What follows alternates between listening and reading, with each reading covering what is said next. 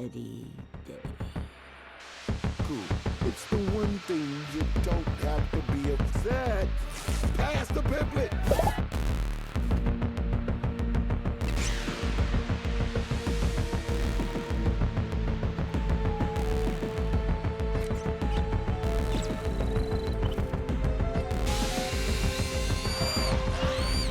That was it. Worst day of my life. What's that say?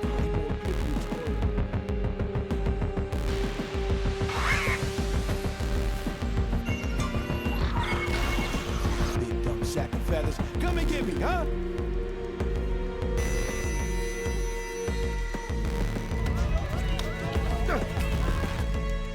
Cuckoo Island? Wait.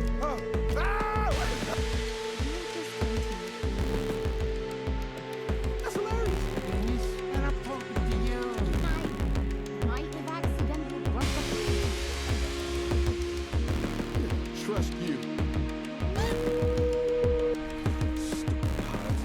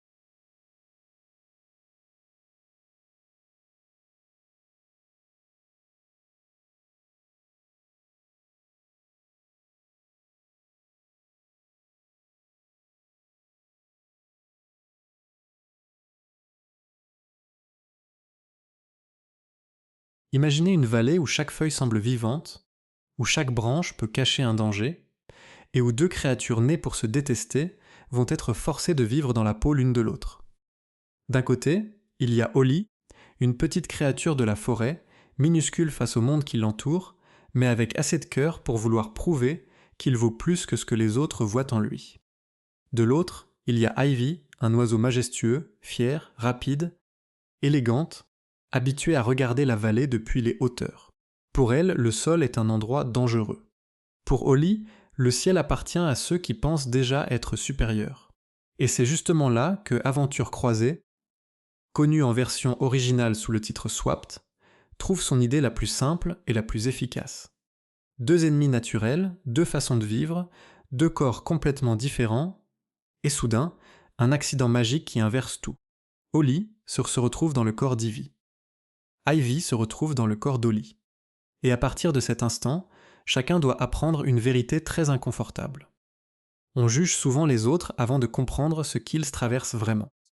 Au premier regard, le film peut ressembler à une aventure familiale légère, avec des couleurs, des créatures étranges, des scènes comiques et une grande leçon d'amitié. Mais derrière cette apparence très accessible, il y a une idée qui fonctionne parce qu'elle parle à tout le monde. Et si la seule manière de comprendre son ennemi, c'était de ressentir sa peur, sa faiblesse, sa force et ses limites de l'intérieur. Aventures croisées est un film d'animation sorti en 2026 sur Netflix, réalisé par Nathan Greno, un nom que beaucoup de spectateurs associent à l'univers de l'animation moderne, notamment grâce à son travail sur Réponse. Ici, il ne s'agit pas seulement de raconter une histoire d'échange de corps, comme on en a déjà vu dans d'autres comédies. Le film transforme ce concept en aventure sauvage, dans un monde où les espèces ne sont pas seulement différentes. Elles ont appris à se méfier les unes des autres, comme si cette méfiance faisait partie de leur nature. La vallée est donc plus qu'un décor. Elle fonctionne presque comme un personnage. Elle est belle, mais pas rassurante. Elle est colorée, mais pleine de pièges. Elle donne envie de l'explorer, mais elle rappelle sans cesse que dans la nature, chaque pas peut avoir une conséquence. Pour les petites créatures comme Ollie, le danger vient souvent d'en haut, du ciel, des prédateurs, de tout ce qui plane au-dessus d'eux. Pour les oiseaux comme Ivy, le monde du sol paraît maladroit, imprévisible, presque humiliant. Chacun pense connaître la vérité sur l'autre, alors qu'en réalité, chacun ne connaît que sa propre peur. Ollie, lui, n'a pas l'allure d'un grand héros au début. Il n'est pas impressionnant, il n'a pas une présence qui impose immédiatement le respect, et c'est précisément ce qui le rend attachant. Il appartient à un monde où il faut être rapide, prudent, attentif au moindre bruit. Quand on est petit, survivre demande de regarder partout. On ne traverse pas la vallée comme un conquérant. On la traverse comme quelqu'un qui sait que le danger peut surgir d'une racine, d'une ombre, d'un mouvement dans les feuilles. Mais Ollie n'est pas seulement fragile. Il a cette énergie des personnages qui aimeraient être vus autrement. Il veut exister au-delà de sa taille. Il veut être pris au sérieux. Et dans ce genre d'histoire, c'est souvent le point de départ émotionnel le plus important. Le film ne nous demande pas simplement de rire parce qu'une petite créature va se retrouver dans un corps d'oiseau. Il nous prépare à comprendre ce que signifie être sous-estimé, puis soudain recevoir un corps puissant sans savoir quoi en faire. Ivy, de son côté, représente presque l'inverse. Elle vient d'un monde plus vertical, plus fier, plus majestueux. Elle possède un corps fait pour la hauteur, la vitesse et l'élan. Elle peut voir la vallée d'en haut, ce qui lui donne naturellement une impression de contrôle. Mais cette impression peut aussi devenir une prison. Quand on voit tout de loin, on peut croire qu'on comprend tout. Et c'est là que le film commence à placer son premier piège émotionnel. Ivy croit peut-être connaître les petites créatures du sol, mais elle ne les connaît qu'à travers les histoires de son propre clan. Ce qui rend leur opposition intéressante, ce n'est pas seulement qu'ils sont différents. C'est que leur différence est devenue une habitude. Ils n'ont pas besoin d'avoir une vraie raison personnelle de se détester. Ils ont hérité d'une méfiance ancienne, répétée, presque automatique. Et beaucoup d'histoires familiales fonctionnent justement avec ce genre de conflit. Parce qu'un enfant peut comprendre très vite ce que cela veut dire. On te dit que quelqu'un est ton ennemi, alors tu finis par le croire avant même de lui parler. Le film utilise donc l'échange de corps comme une grande machine à casser les certitudes. Holly ne va pas seulement apprendre à voler. Ivy ne va pas seulement apprendre à courir, à ramper ou à survivre près du sol. Ils vont surtout être obligés de faire face à une chose beaucoup plus difficile. La honte d'être vulnérable dans un corps qu'on ne maîtrise pas. Et c'est là que la comédie commence à prendre un vrai sens. Dans beaucoup de films d'échange de corps, l'humour vient du décalage. Une personne se réveille dans un corps qu'elle ne connaît pas, parle mal, marche mal, réagit trop vite ou trop lentement. Ici, ce décalage devient encore plus visuel parce que les corps ne sont pas seulement humains avec des personnalités inversées. Ce sont des espèces différentes, avec des réflexes, des instincts, des capacités et des peurs qui ne se ressemblent pas. Holly, dans le corps d'Ivy, peut se retrouver avec des ailes, une hauteur, une puissance qu'il n'a jamais demandée. Mais avoir des ailes ne veut pas dire savoir voler. Avoir une apparence majestueuse ne veut pas dire se sentir courageux. Le film peut alors jouer sur quelque chose de très drôle, mais aussi très parlant. Parfois, recevoir ce que l'on croyait désirer révèle surtout qu'on n'était pas prêt à le porter. Ivy, elle, perd tout ce qui faisait sa supériorité visible. Elle se retrouve dans un corps plus petit, plus proche du sol, plus exposé. Là où elle pouvait s'échapper par le ciel, elle doit maintenant composer avec la poussière, les racines, les bruits, les prédateurs vus d'en bas. Et cette inversion est essentielle, parce qu'elle ne la rend pas seulement ridicule. Elle la force à comprendre pourquoi Holly et les siens vivent avec autant de prudence. À ce moment-là, Aventure croisée commence à montrer que son vrai sujet n'est pas la magie, mais le point de vue. Tout change quand on ne regarde plus le monde depuis le même endroit. Une branche qui semblait minuscule depuis le ciel devient un obstacle. Une ombre qui paraissait sans importance devient une menace. Une créature qu'on trouvait faible devient quelqu'un qui survit chaque jour dans des conditions beaucoup plus dures qu'on ne l'imaginait. C'est une idée simple, mais efficace pour un film familial. L'empathie n'est pas présentée comme un grand discours. Elle passe par le corps, par l'action, par la peur, par le ridicule, par l'aventure. Holly et Ivy ne deviennent pas amis parce qu'on leur explique qu'ils doivent être gentils. Ils sont forcés de coopérer parce que le monde autour d'eux ne leur laisse pas le choix. Et cette nuance est importante. Au début, leur alliance n'a rien de noble. Ils ne se font pas confiance, ils ne se comprennent pas. Ils ont probablement envie de se débarrasser l'un de l'autre le plus vite possible. Leur objectif est clair. Retrouver leur corps, réparer l'accident, retourner à leur vie normale et si possible oublier cette humiliation. Mais dans une bonne aventure, le chemin vers le retour devient plus important que le retour lui-même. Parce qu'en essayant simplement de redevenir comme avant, les personnages découvrent qu'avant, justement, ils ne voyaient qu'une partie de la réalité. Le casting vocal donne aussi une autre dimension à cette histoire.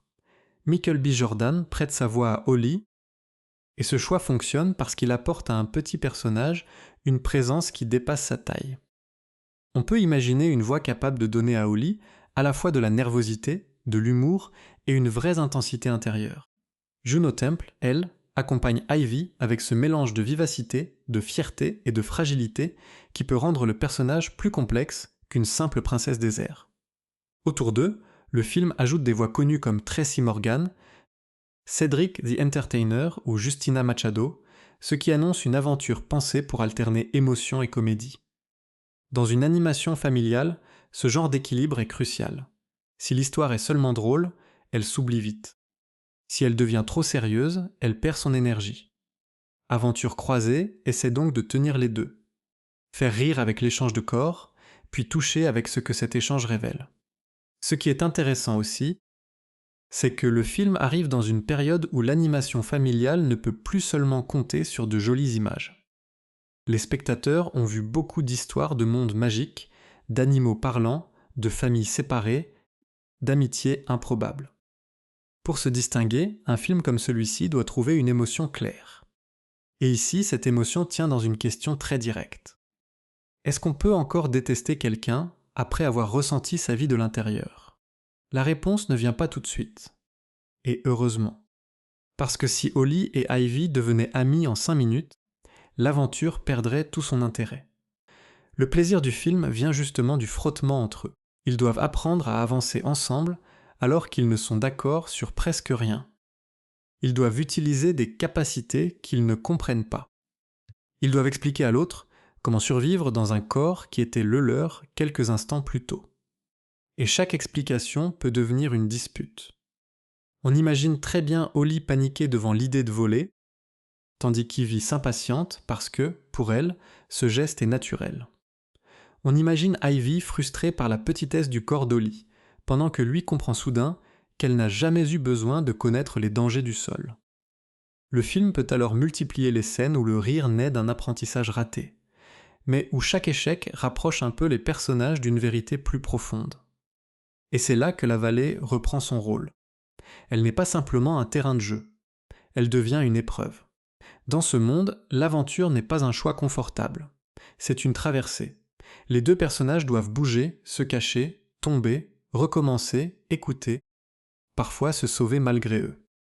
Et plus ils avancent, plus le spectateur comprend que leur échange n'est peut-être pas seulement un accident isolé.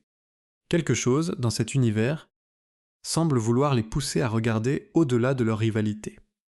Le début de Aventures croisées installe donc une promesse très claire. On va rire de deux ennemis coincés dans la mauvaise peau, mais on va surtout suivre deux personnages qui découvrent que leur monde est plus fragile qu'ils ne le pensaient. Holly croyait peut-être que le courage ressemblait à la puissance. Ivy croyait peut-être que la petitesse ressemblait à la faiblesse. Tous les deux vont se tromper. Et dans une histoire comme celle-ci, l'instant le plus important n'est pas celui où la magie frappe. C'est celui qui vient juste après, quand les personnages réalisent qu'ils ne peuvent pas résoudre le problème seuls, parce qu'à partir du moment où Holly et Ivy ouvrent les yeux dans le mauvais corps, leur ancienne rivalité ne sert plus à rien. Le ciel ne protège plus Ivy. Le sol ne rassure plus Holly. Tout ce qu'ils croyaient savoir devient inutile. Et la seule chance qu'ils ont de survivre, c'est précisément la créature qu'ils avaient appris à éviter. C'est là que l'aventure commence vraiment. Le réveil dans le mauvais corps est toujours le moment où une histoire comme Aventures croisées peut choisir entre deux directions. Soit elle reste dans la simple blague, avec des personnages qui crient, tombent, se cognent et paniquent. Soit elle utilise cette panique pour révéler quelque chose de plus profond. Ici, le film fait les deux à la fois. Pour Holly, tout commence par une sensation impossible. Son corps n'a plus le même poids, le monde n'a plus la même distance. Les sons ne viennent plus du même endroit. Ce qui était immense devient soudain plus petit, mais pas forcément plus rassurant. Il découvre une hauteur qu'il n'a jamais connue, une force qu'il ne maîtrise pas, des ailes qui réagissent comme si elles avaient leur propre volonté. Et le plus drôle, c'est qu'il se retrouve dans un corps que les siens ont toujours regardé avec méfiance. Il voulait peut-être être pris au sérieux. Il voulait peut-être être plus grand, plus fort, plus visible. Mais maintenant que son souhait ressemble presque à une malédiction, il comprend immédiatement que la grandeur n'est pas seulement une question d'apparence. Un corps puissant peut devenir une prison quand on ne sait pas l'habiter. Ivy, de son côté, vit l'humiliation inverse. Elle qui avait l'habitude d'un corps rapide, élégant, fait pour l'élan et la maîtrise, se retrouve soudain proche du sol, dans un corps plus petit, plus nerveux, plus exposé. Elle ne domine plus la vallée du regard. Elle doit lever la tête pour voir ce qui arrive. Elle ne peut plus fuir en s'élevant. Elle doit courir, se cacher, contourner, écouter. Et pour un personnage habitué à la hauteur, cette simple perte de perspective est presque une chute intérieure. Le film peut alors s'amuser avec leur première réaction. Holly essaie de bouger des ailes comme on bougerait des bras, sans comprendre que voler demande un rythme, une confiance, un instinct. Ivy tente de se déplacer dans le corps d'Holly avec l'arrogance de quelqu'un qui pense que tout est simple, jusqu'à ce que chaque racine, chaque pierre, chaque bruit lui rappelle que le sol possède ses propres lois. Les deux ne sont pas seulement maladroits, ils sont perdus dans la logique de l'autre. Et ce détail est essentiel, parce que l'échange de corps ne fonctionne vraiment que si les corps racontent quelque chose. Ici, le corps d'Ivy raconte la liberté, mais aussi l'exposition. Quand on vole, on voit plus loin, mais on est aussi visible de tous. Le corps d'Holly raconte la vulnérabilité, mais aussi l'adaptation. Quand on est petit, on ne survit pas par la force brute, mais par l'attention, la vitesse et l'intelligence du terrain. Au début, aucun des deux n'a envie d'apprendre cela. Ils veulent seulement annuler ce qui s'est passé. Leur première réaction est presque instinctive, accuser l'autre. Ivy peut penser qu'Holly a provoqué l'accident. Holly peut croire qu'Ivy ou son monde a attiré cette catastrophe. Dans leur esprit, le problème ne vient jamais de leur propre manière de voir les choses. Il vient forcément de l'autre. C'est ce qui rend leur dispute crédible.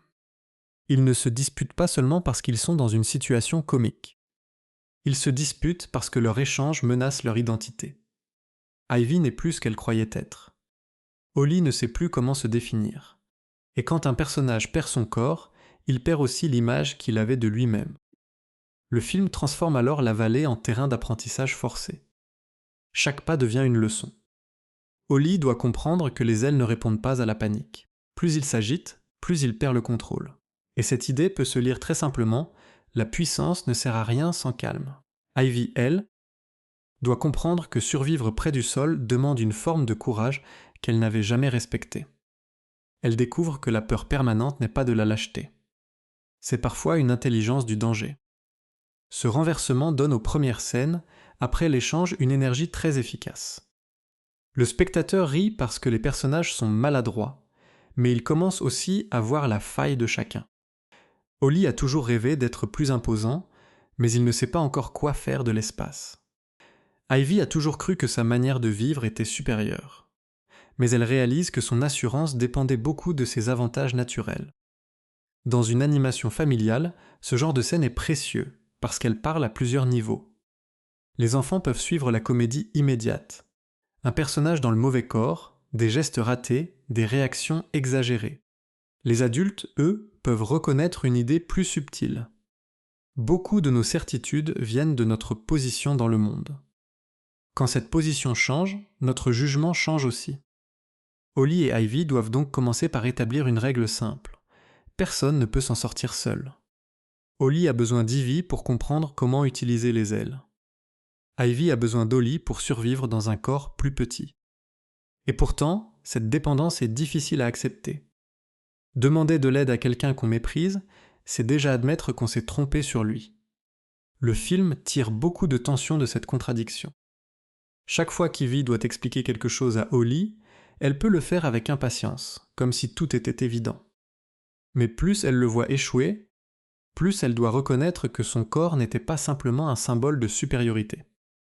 Il demandait un apprentissage, des réflexes, une histoire. De la même façon, chaque fois qu'Holly explique à Ivy comment éviter un danger au sol, il comprend peut-être que son propre monde, qu'il trouvait parfois trop petit, contient une forme de sagesse.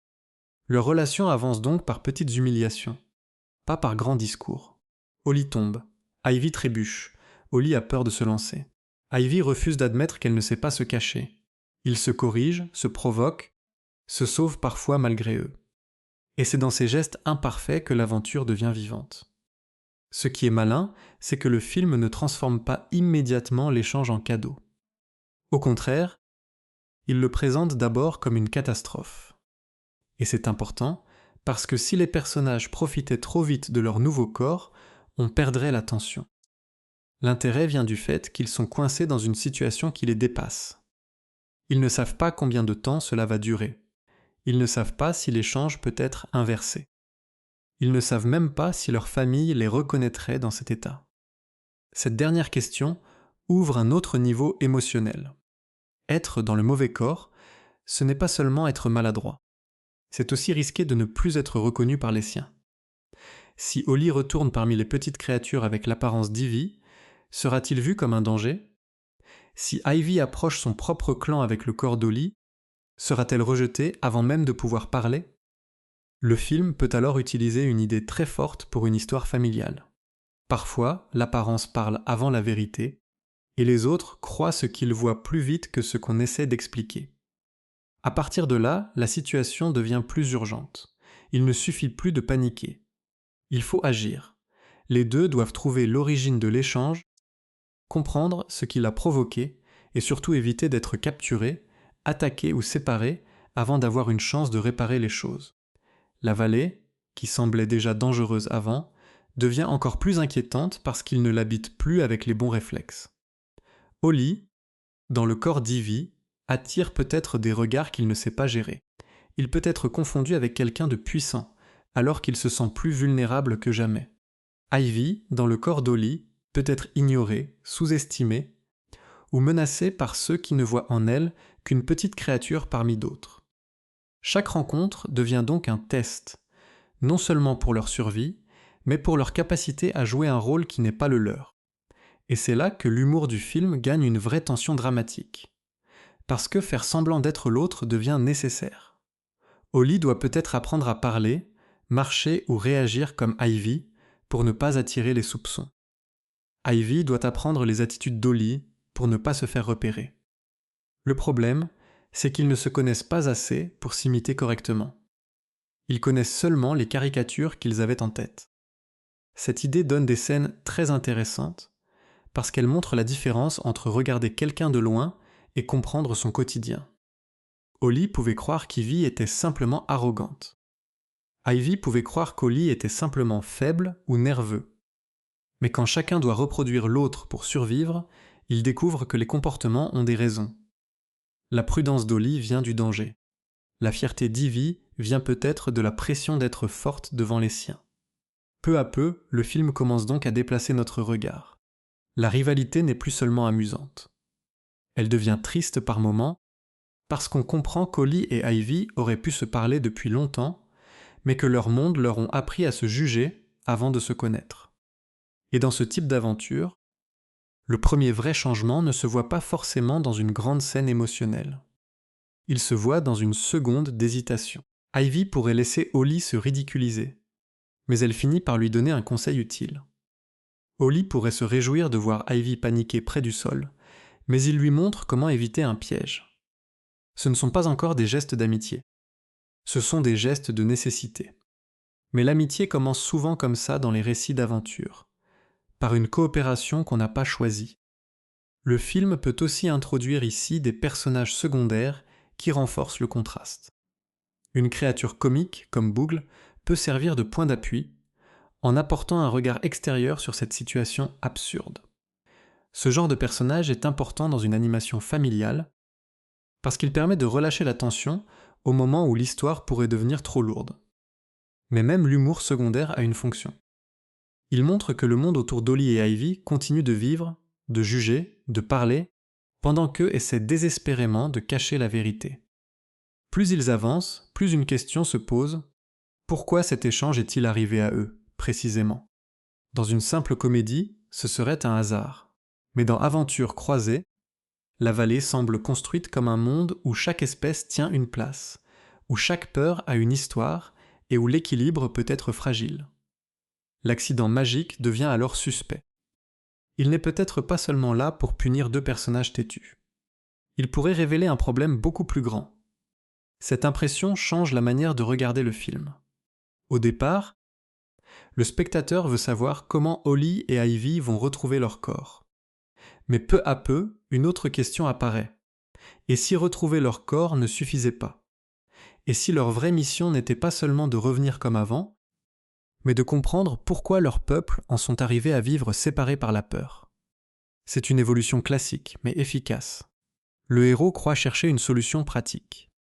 En réalité, il est entraîné vers une transformation intérieure. Ollie veut récupérer sa petite vie, mais il commence à comprendre la hauteur, la pression et la solitude d'Ivy. Ivy veut retrouver ses ailes, mais elle commence à comprendre la vulnérabilité quotidienne d'Ollie.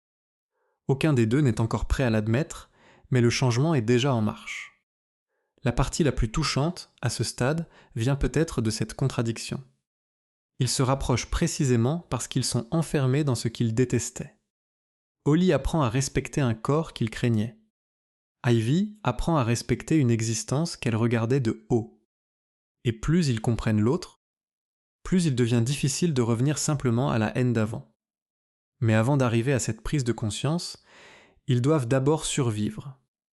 Et la vallée ne leur laisse pas beaucoup de temps pour réfléchir tranquillement. Chaque erreur peut attirer un danger. Chaque dispute peut les ralentir. Chaque moment de fierté peut les mettre en péril. C'est pour cela que la deuxième partie de l'aventure fonctionne comme une grande leçon d'humilité. ni Holly ni Ivy ne peuvent contrôler le monde seuls. Et c'est précisément au moment où ils commencent à accepter cette dépendance qu'un nouveau signe vient troubler l'histoire. Un détail dans la magie, une trace dans la vallée, une réaction étrange des autres créatures peut leur faire comprendre que l'échange n'est pas seulement leur problème. Il est peut-être lié à une menace qui dépasse leurs deux corps, leurs deux clans et même leur rivalité. À partir de là, la question n'est plus seulement comment redevenir soi-même. La vraie question devient que faut-il accepter de changer en soi pour sauver le monde auquel on appartient. À partir du moment où Holly et Ivy comprennent que leur échange n'est peut-être pas un simple accident, Aventure croisée change doucement de rythme. Le film ne quitte pas la comédie, mais il commence à l'entourer d'un vrai sentiment d'aventure. Les chutes, les disputes et les maladresses restent là, sauf qu'elles ne sont plus seulement là pour faire rire. Elles deviennent des obstacles dans une traversée où chaque décision compte. La vallée, jusque-là présentée comme un monde magnifique et étrange, devient un territoire à lire. Pour Holly, c'est une chose qu'il a toujours faite instinctivement. Il sait reconnaître les sons suspects, les chemins trop ouverts, les endroits où il vaut mieux ralentir. Il connaît les petites routes, les cachettes, les détours que les grandes créatures ne remarquent même pas. Mais maintenant qu'il est dans le corps d'Ivy, toutes ses habitudes ne fonctionnent plus de la même manière. Son regard a changé de hauteur. Sa taille a changé. Ses mouvements attirent plus l'attention. Une cachette qui pouvait le protéger avant devient trop étroite. Un passage qu'il connaissait par cœur devient impraticable. Et c'est une idée très intéressante. Même quand Holly connaît le terrain, il ne peut plus l'utiliser comme avant. Le monde n'a pas changé, mais son corps a changé, donc le monde devient nouveau. Ivy vit l'expérience inverse. Elle découvre une vallée qu'elle croyait connaître depuis les airs, mais qu'elle ne reconnaît presque pas depuis le sol. Depuis le ciel, les chemins semblaient clairs. Les distances paraissaient simples. Les dangers avaient une forme globale, presque abstraite. Mais quand elle avance dans le corps d'Holly, tout devient immédiat. La boue colle aux pattes. Les herbes ressemblent à des murs. Les ombres paraissent plus longues. Le moindre bruit peut devenir une menace. Le film utilise ce contraste pour montrer que la connaissance dépend du point de vue. Ivy n'était pas ignorante parce qu'elle était stupide. Elle était ignorante parce qu'elle avait toujours vu le monde depuis une position qui lui donnait une autre vérité. Et Holly n'était pas peureux parce qu'il manquait de courage. Il était prudent parce que sa vérité à lui était celle du sol, du danger proche, du refuge à trouver avant qu'il ne soit trop tard. Leur voyage devient donc une sorte d'école brutale. Chaque scène les oblige à traduire le monde de l'autre. Holly doit expliquer les règles du bas. Ivy doit expliquer les règles du haut. Et comme aucun des deux n'a naturellement envie de reconnaître l'importance de l'autre, chaque leçon commence souvent par une dispute. Quand Holly hésite à utiliser les ailes d'Ivy, elle peut se moquer de lui, parce que pour elle, voler est aussi naturel que respirer. Mais à mesure qu'elle le regarde paniquer, elle comprend que son corps ne transmet pas seulement une capacité. Il transmet aussi une mémoire. Les ailes savent peut-être voler, mais Holly, lui, ne sait pas encore faire confiance au vide. Et cette peur du vide est logique. Toute sa vie, le ciel a représenté une menace, pas une liberté. C'est une scène que l'on peut imaginer très forte dans l'esprit du film. Holly se tient au bord d'un point haut, coincé entre l'envie de prouver quelque chose et la terreur de tomber. Ivy lui dit peut-être que c'est facile, qu'il suffit de se lancer. Mais justement, pour quelqu'un qui a toujours vécu près du sol, se lancer dans le vide n'a rien d'évident. Ce n'est pas seulement un geste physique. C'est une trahison de tout ce que son instinct lui a appris. À l'inverse, Ivy découvre que courir dans le corps d'Holly, se faufiler, se cacher, écouter avant d'agir, demande une forme de maîtrise qu'elle n'avait jamais respectée. Elle peut trouver cela humiliant au début parce que tout lui paraît plus lent, plus petit, plus serré. Mais très vite, elle comprend que ce corps possède ses propres avantages. Il peut passer là où les grands ne passent pas. Il peut disparaître dans le décor. Il peut survivre grâce à une discrétion que les créatures du ciel n'ont pas. Cette découverte est importante parce qu'elle transforme la faiblesse apparente en compétence. Aventure croisée ne dit pas simplement que tous les personnages sont pareils au fond. Le film dit plutôt que chaque manière de vivre développent une intelligence particulière. Le problème commence quand une espèce croit que son intelligence est la seule qui compte. Dans ce voyage, les dangers de la vallée servent donc à casser l'orgueil. Un prédateur, un passage instable, une tempête soudaine, une zone interdite ou une réaction magique peuvent forcer Holly et Ivy à utiliser ensemble leurs connaissances. Holly ne peut pas seulement compter sur la mémoire du sol, parce que son nouveau corps n'est pas adapté aux anciennes cachettes. Ivy ne peut pas seulement compter sur son assurance, parce que son nouveau corps ne lui permet plus de dominer la situation. Chacun possède une partie de la solution, mais jamais la solution complète. C'est là que leur duo commence à fonctionner vraiment. Pas encore comme une amitié, mais comme un mécanisme fragile. Holly remarque un danger. Ivy comprend une trajectoire. Holly connaît un passage. Ivy imagine comment utiliser la hauteur. Holly sait quand il faut se cacher. Ivy sait quand il faut prendre de la vitesse. Leur conflit ne disparaît pas, mais il devient moins inutile.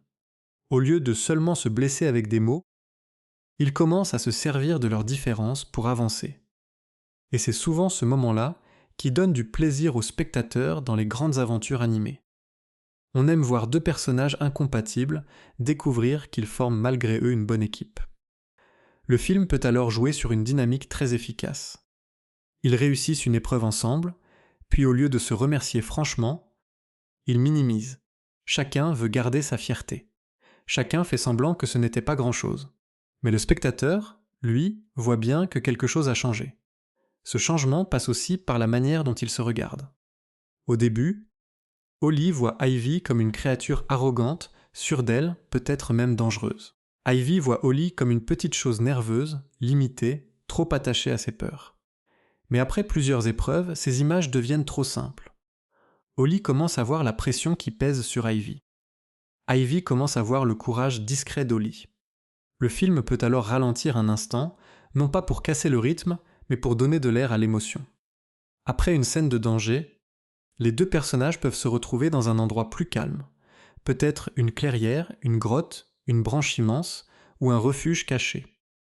Et là, sans devenir soudain très sentimentaux, ils peuvent laisser échapper quelques vérités. Pas une grande confession parfaite. Juste une phrase de fatigue, une remarque maladroite, un aveu qu'ils n'auraient jamais fait dans leur corps d'origine.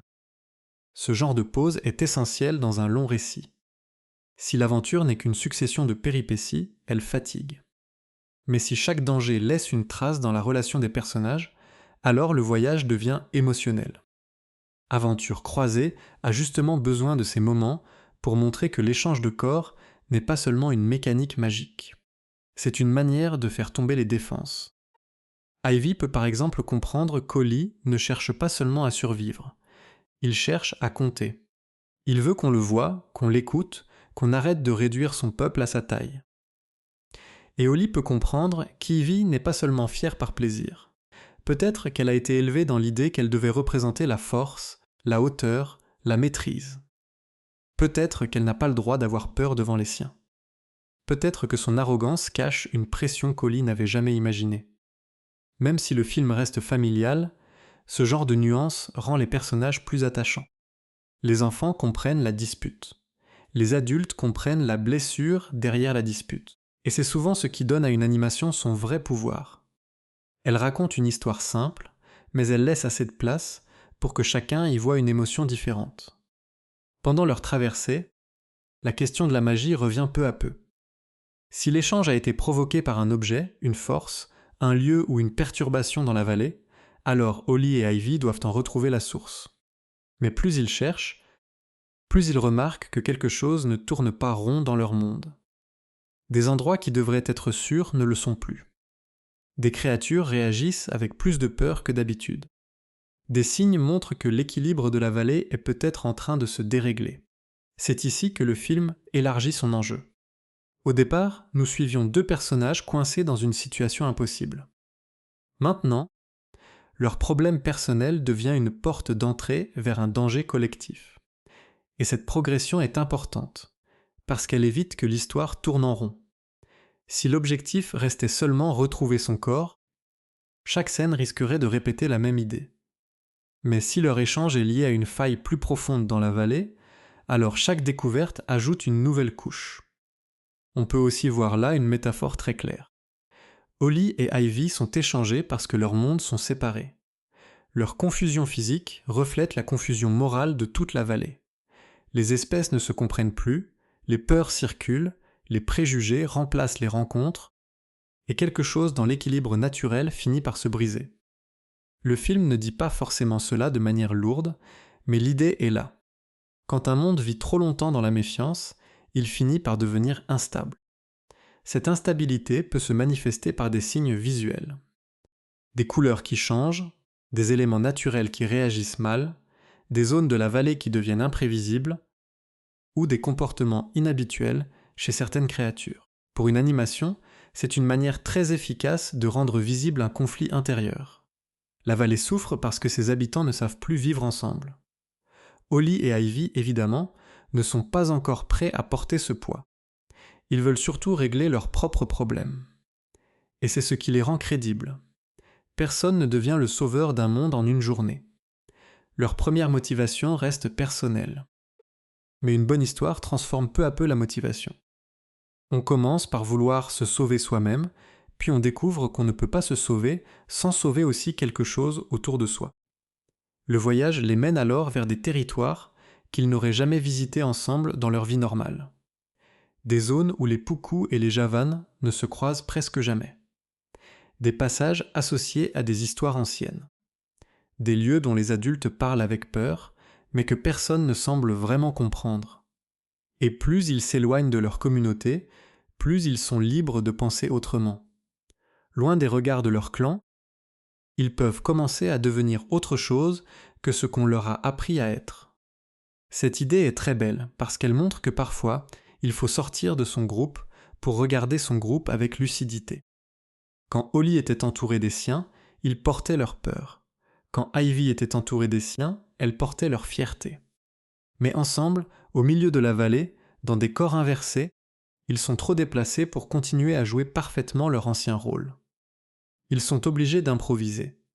Et dans cette improvisation, ils deviennent plus honnêtes. Bien sûr, cela ne veut pas dire que leur relation devient douce d'un coup. Au contraire, plus ils approchent d'une vérité importante, plus les tensions peuvent revenir. Ivy peut reprocher à Holly de ne pas prendre assez de risques. Holly peut reprocher à Ivy de toujours vouloir commander. L'un peut penser que l'autre ralentit le voyage. L'autre peut penser qu'il est le seul à réfléchir correctement. Mais maintenant, leurs disputes n'ont plus la même couleur. Elles ne viennent plus seulement de la haine. Elles viennent aussi de la peur de perdre le contrôle. Et cette peur est compréhensible. Parce que plus ils avancent, plus ils réalisent que retrouver leur corps ne sera peut-être pas facile. Peut-être que l'échange exige une condition. Peut-être qu'il faut réparer quelque chose dans la vallée.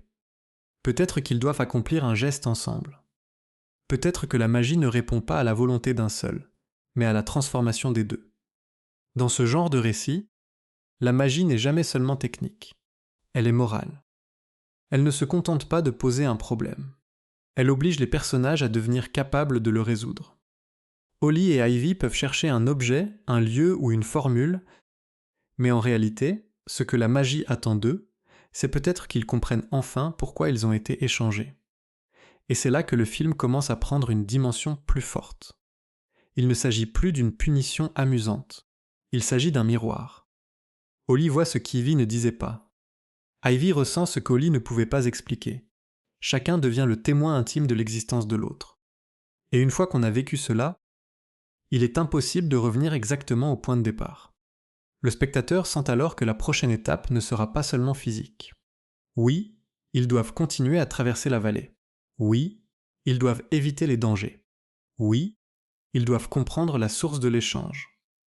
Mais la vraie difficulté approche. Ils vont devoir retourner, d'une manière ou d'une autre, vers les leurs. Et là, le problème va devenir beaucoup plus compliqué.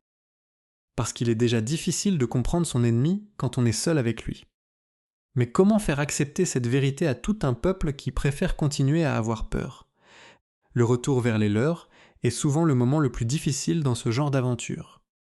Tant qu'Holly et Ivy sont seuls dans la vallée, ils peuvent se disputer, tomber, apprendre, changer, puis faire semblant que rien de tout cela ne les touche vraiment. Mais dès qu'ils doivent se rapprocher de leur communauté, une autre question apparaît. Que vaut une vérité nouvelle quand tout le monde autour de vous préfère rester dans l'ancienne peur? Pour Oli, cette question est presque douloureuse. Il connaît son peuple. Il connaît leurs réflexes, leurs inquiétudes, leurs histoires répétées depuis longtemps. Les créatures du sol ont appris à se méfier des ombres qui passent au-dessus d'elles. Elles savent qu'un mouvement dans le ciel peut signifier la fin. Elles ne voient pas les grands oiseaux comme des individus avec des peurs et des contradictions. Elles les voient d'abord comme une menace. Et maintenant, Oli porte justement l'apparence de cette menace. C'est là que le film peut toucher quelque chose de très fort. Oli n'a pas changé à l'intérieur. Il reste lui-même avec ses souvenirs, ses émotions, son attachement aux siens. Mais son corps raconte une autre histoire aux yeux des autres. Avant même qu'il parle, avant même qu'il explique, les regards peuvent se fermer. Les réactions peuvent être violentes. Ses proches peuvent reculer, crier, fuir ou se préparer à se défendre. Cette situation montre une idée simple, mais profondément humaine. Parfois, les autres ne nous voient pas tels que nous sommes. Ils voient ce qu'ils ont appris à craindre. Ivy traverse la même chose de l'autre côté, mais dans un sens inverse.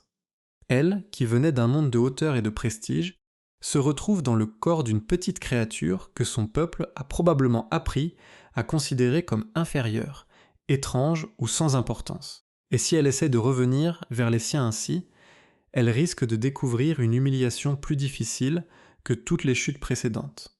Être ignorée par ceux qui l'auraient autrefois écoutée. Dans son ancien corps, Ivy pouvait attirer l'attention par sa simple présence. Dans le corps d'Oli, elle doit peut-être insister, expliquer, supplier qu'on la croie. Et c'est exactement ce que son voyage devait lui apprendre. Elle découvre ce que signifie parler depuis une position où l'on ne vous accorde pas automatiquement de la valeur. Elle découvre que certaines voix doivent se battre 2 fois plus pour être entendues. Le film utilise alors l'échange de corps pour aller plus loin que la comédie. Il parle de statut, de perception, de place dans le groupe. Oli comprend que la force visible peut isoler. Ivy comprend que la petitesse apparente peut effacer. Et tous les deux découvrent que leur identité ne suffit pas si les autres refusent de regarder au-delà de la surface. À ce stade de l'histoire, les clans deviennent essentiels. Jusque-là, les Puku et les Javan pouvaient sembler être 2 mondes opposés de manière presque amusante, les uns liés au sol, les autres liés au ciel. Mais plus l'aventure avance, plus on comprend que cette séparation a fabriqué des récits. Chaque groupe a ses versions, ses avertissements, ses phrases toutes faites. Les adultes transmettent la prudence, les jeunes apprennent la méfiance, et peu à peu, la peur devient une tradition. C'est souvent ainsi que fonctionnent les préjugés dans les films familiaux les plus intelligents. On ne les présente pas seulement comme de la méchanceté individuelle. On montre comment ils se construisent. Une mauvaise expérience devient une histoire. Une histoire devient une règle. Une règle devient une frontière. Et quand une frontière existe depuis assez longtemps, plus personne ne se souvient vraiment pourquoi elle a été tracée. Oli et Ivy sont les premiers à franchir cette frontière, mais ils ne le font pas par courage au départ. Ils y sont forcés par la magie. Et c'est ce qui rend leur évolution crédible. Ils n'ont pas commencé l'aventure avec une grande sagesse. Ils n'ont pas décidé de devenir des symboles de paix. Ils voulaient seulement retrouver leur corps. Mais le chemin les place dans une position unique. Chacun connaît maintenant les 2 côtés de la peur. Oli peut parler aux siens de ce que signifie voler, non pas comme un rêve de puissance, mais comme une expérience de vertige et de responsabilité. Ivy peut parler aux siens de ce que signifie vivre près du sol, non pas comme une existence faible, mais comme une vie pleine d'attention, d'adaptation et de courage. Le problème, c'est que les peuples n'aiment pas toujours entendre ce qui dérange leur certitude. Le film peut alors créer une tension très forte autour de la parole. Comment expliquer l'impossible? Comment dire « je suis toujours moi » quand votre apparence dit le contraire? Comment convaincre ceux qui vous aiment que l'ennemi qu'ils voient devant eux porte votre voix, vos souvenirs, votre cœur? Cette tension donne à l'aventure une dimension plus émotionnelle. Car pour Oli, le rejet potentiel des siens est peut-être plus terrifiant qu'un danger physique. Être poursuivi par un prédateur, c'est une menace extérieure. Être rejeté par sa famille ou sa communauté, c'est une blessure intime. Et pour Ivy, être méprisée par son propre monde alors qu'elle essaie de le sauver peut faire tomber le dernier morceau de son orgueil. C'est dans ces moments que les personnages secondaires peuvent prendre une vraie importance. Un proche d'Ollie peut hésiter en entendant sa manière de parler, même si son apparence semble ennemie. Un membre du monde d'Ivy peut percevoir dans le regard de la petite créature quelque chose de familier. Une figure comique comme Boogle peut, derrière l'humour, servir de témoin inattendu. Dans les films d'animation, les personnages secondaires ne sont pas seulement là pour remplir l'image. Les meilleurs d'entre eux permettent souvent de montrer comment le monde réagit au changement des héros. Mais le changement dérange. Et c'est précisément parce que Ollie et Ivy portent une vérité nouvelle qu'ils deviennent dangereux pour l'ordre ancien. Si les Puku et les Javan découvrent que leurs ennemis peuvent ressentir, souffrir, aimer, protéger et avoir peur comme eux, alors toute la logique de séparation devient moins solide. Et pour certains personnages, cela peut être plus effrayant qu'une menace extérieure, parce qu'un ennemi clair simplifie le monde. Un ennemi humain, ou plutôt un ennemi compréhensible, oblige à réfléchir. Aventure croisée peut alors montrer que la vallée n'est pas seulement menacée par une force magique ou naturelle. Elle est menacée par son incapacité à écouter. Les signes de déséquilibre autour d'eux deviennent le reflet d'un déséquilibre plus ancien entre les peuples. Chacun protège son territoire, chacun transmet sa version, chacun croit survivre en restant séparé. Mais cette séparation empêche peut-être de voir le danger qui approche réellement. Ollie et Ivy, eux, se retrouvent dans une position impossible. Ils sont les seuls à comprendre que l'autre camp n'est pas aussi simple qu'on le raconte, mais ils sont aussi les moins bien placés pour être crus. Ils ont changé, mais leurs peuples n'ont pas fait le voyage avec eux.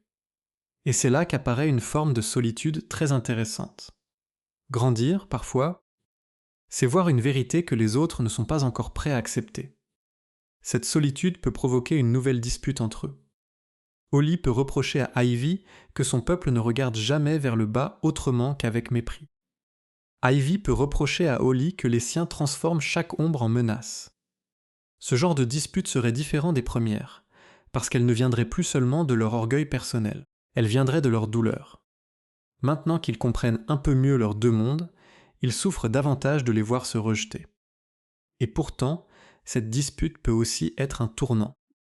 Parce qu'au lieu de répéter les accusations de leur clan, Ollie et Ivy commencent à parler avec une connaissance réelle.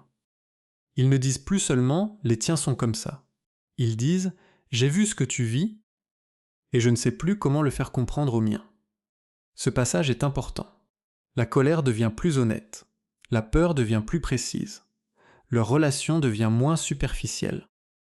C'est souvent dans ce genre de moment qu'un film familial trouve son cœur. Pas dans la grande scène spectaculaire, mais dans une conversation où deux personnages réalisent qu'ils ne peuvent plus revenir à leur ancienne version d'eux-mêmes. Ollie ne peut plus détester Ivy comme avant, parce qu'il connaît maintenant le poids de ses ailes. Ivy ne peut plus mépriser Ollie comme avant, parce qu'elle connaît maintenant la difficulté de marcher dans son monde.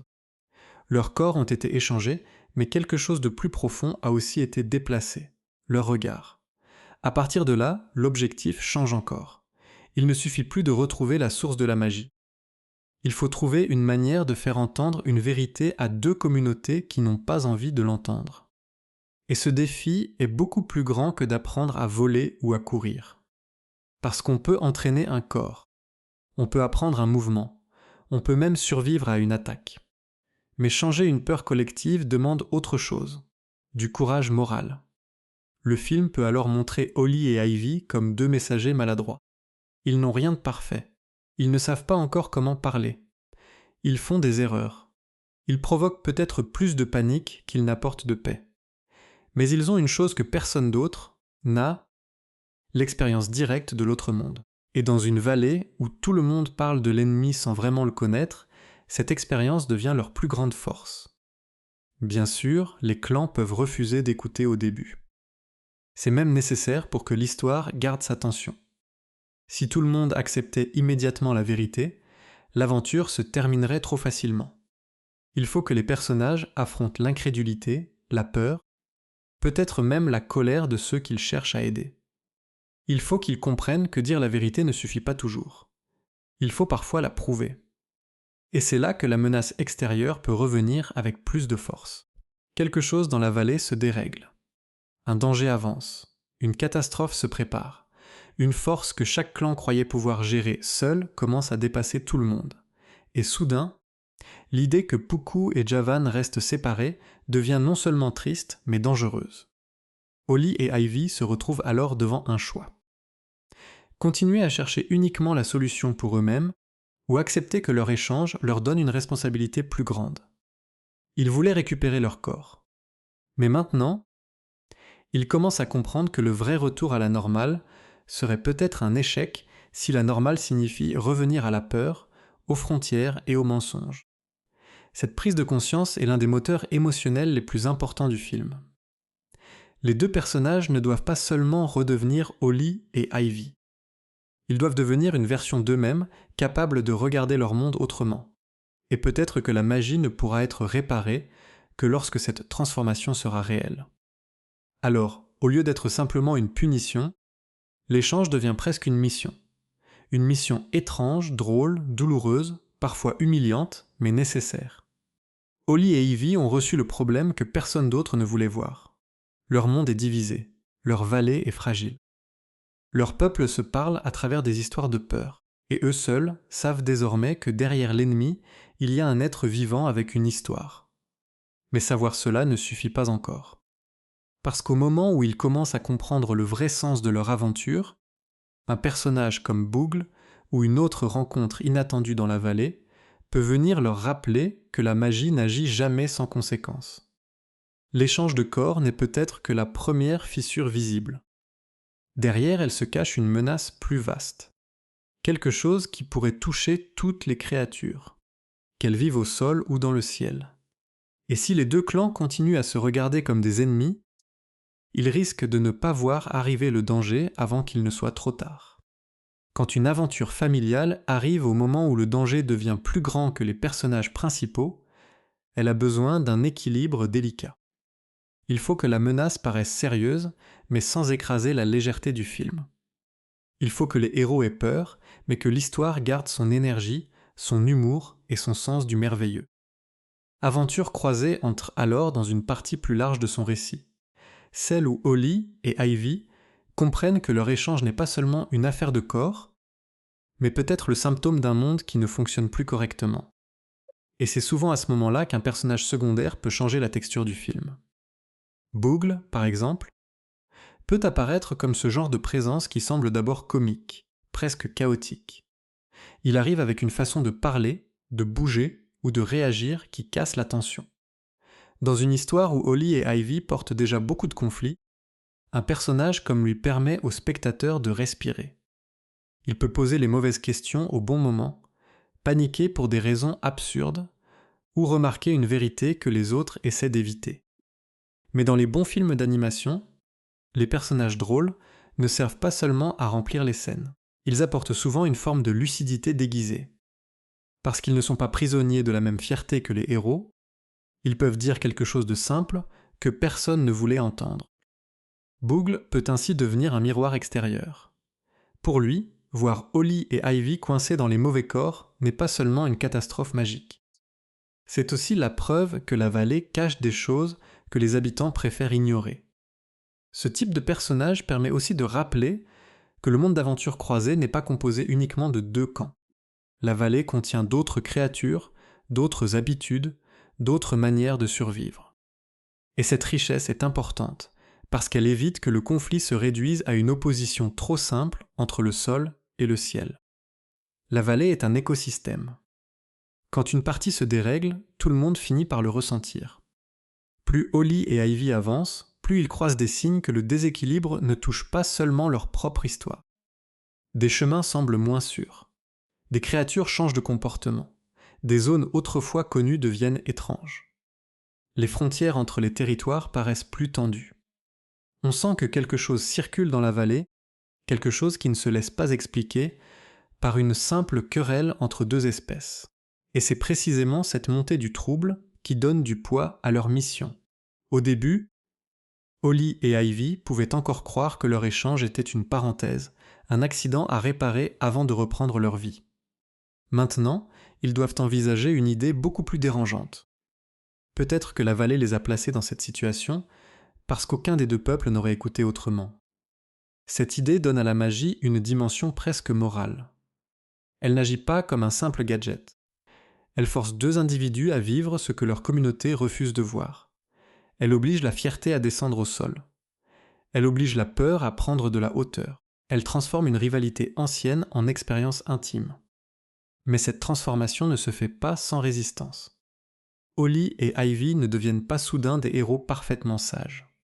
Ils restent eux-mêmes avec leurs réflexes, leurs limites et leurs blessures. Ivy peut encore vouloir contrôler la situation. Holly peut encore douter de sa propre importance. Leur duo fonctionne mieux qu'au début, mais il reste fragile. Et cette fragilité est essentielle parce qu'elle rend leur évolution crédible. Lorsqu'une nouvelle menace se précise, chacun réagit selon son ancien monde. Ivy pense peut-être en termes de vitesse, d'attaque, de hauteur, de décision rapide. Holly pense en termes de prudence, de détour, d'observation, de survie. Leur méthode entre encore en conflit, mais cette fois, le conflit devient utile. Ils ne se disputent plus seulement pour avoir raison. Ils opposent deux intelligences complémentaires. Le film peut alors construire une scène où leurs différences sauvent réellement la situation. Ivy, même dans le corps d'Holly, comprend une trajectoire ou une dynamique venue du ciel. Holly, même dans le corps d'Ivy, reconnaît un détail du terrain que les autres auraient ignoré. Ensemble, ils parviennent à franchir un danger que chacun aurait échoué à affronter seul. Et cette réussite marque un vrai tournant. Pour la première fois, leur coopération n'est plus accidentelle. Elle devient choisie. Cette nuance change tout. Coopérer parce qu'on n'a pas le choix, c'est survivre. Coopérer parce qu'on commence à faire confiance, c'est déjà construire autre chose. Autour d'eux, les personnages secondaires peuvent remarquer ce changement avant eux. Boogle, ou une autre créature rencontrée sur la route, peut voir que leurs disputes ne sont plus les mêmes. Le ton a changé. Les moqueries cachent parfois de l'inquiétude. Les conseils deviennent plus rapides. Les silences deviennent moins agressifs. Holly et Ivy ne sont pas encore prêts à appeler cela une amitié, mais le spectateur, lui, le voit venir. Et c'est une des forces possibles du film. Il ne raconte pas seulement l'amitié comme une grande déclaration. Il la raconte comme une accumulation de gestes. Ivy ralentit pour Holly. Holly prend un risque pour Ivy. L'un apprend à écouter la peur de l'autre. L'autre apprend à respecter son courage. À force de traverser les dangers ensemble, ils finissent par partager quelque chose que leurs clans n'ont jamais partagé. Une expérience commune. Pendant ce temps, la menace de la vallée peut devenir plus visible. Peut-être que l'équilibre naturel dépend d'un lien ancien entre les espèces. Peut-être qu'un lieu central a été perturbé. Peut-être qu'un élément magique, longtemps ignoré, commence à réagir à la division des habitants. Le film garde alors une part de mystère, mais il oriente clairement le spectateur vers une idée. Le problème n'est pas seulement de retrouver un corps. Le problème est de réparer une relation. Cette progression donne une vraie profondeur à Aventures croisées. Car l'échange de corps, au fond, n'est qu'un moyen. Le vrai sujet, c'est la possibilité de changer de regard. Et le film montre que ce changement ne se produit pas dans le confort. Il se produit dans l'effort, dans la peur, dans l'erreur, dans la nécessité de compter sur quelqu'un qu'on aurait préféré éviter. C'est aussi là que l'humour reste important. Sans humour, le message pourrait devenir trop appuyé. Une scène où Ivy, dans le corps d'Holly, tente de donner des ordres avec une autorité disproportionnée peut rappeler son tempérament sans casser l'émotion. Une scène où Holly, dans le corps d'Ivy, essaie de paraître majestueux mais perd complètement le contrôle de ses mouvements peut rappeler que sa transformation reste comique. Le film peut alors faire rire tout en montrant leur progression. Ils ne maîtrisent pas encore les corps, mais ils commencent à mieux maîtriser leurs relations. Boogle peut amplifier cette dynamique en devenant une sorte de témoin involontaire de leur absurdité. Il peut mal comprendre une situation, croire que l'un est l'autre, ou résumer leurs problèmes d'une manière trop directe. Dans une narration familiale, Ces moments sont précieux parce qu'ils empêchent le film de devenir une leçon trop sérieuse. Le message passe mieux quand il est porté par l'action et le rire. Mais plus la menace avance, moins il est possible de se cacher derrière les blagues. Holly et Ivy doivent faire face à un fait simple. Si les Puku et les Javan refusent de coopérer, personne ne pourra protéger la vallée. Chaque clan possède une partie du savoir nécessaire. Les créatures du sol connaissent les passages, les racines, les signes proches. Les créatures du ciel voient les mouvements lointains, les changements d'ensemble, les dangers qui approchent. Séparément, chaque peuple est incomplet. Ensemble, ils pourraient comprendre ce qui se passe. Cette idée est très belle parce qu'elle transforme la différence en nécessité. Le film ne dit pas « il faut s'entendre parce que c'est gentil ». Il dit plutôt « il faut s'entendre parce que le monde est trop complexe pour être compris depuis un seul point de vue ». Et cette nuance rend le message plus fort. La coopération n'est pas seulement morale, elle est vitale.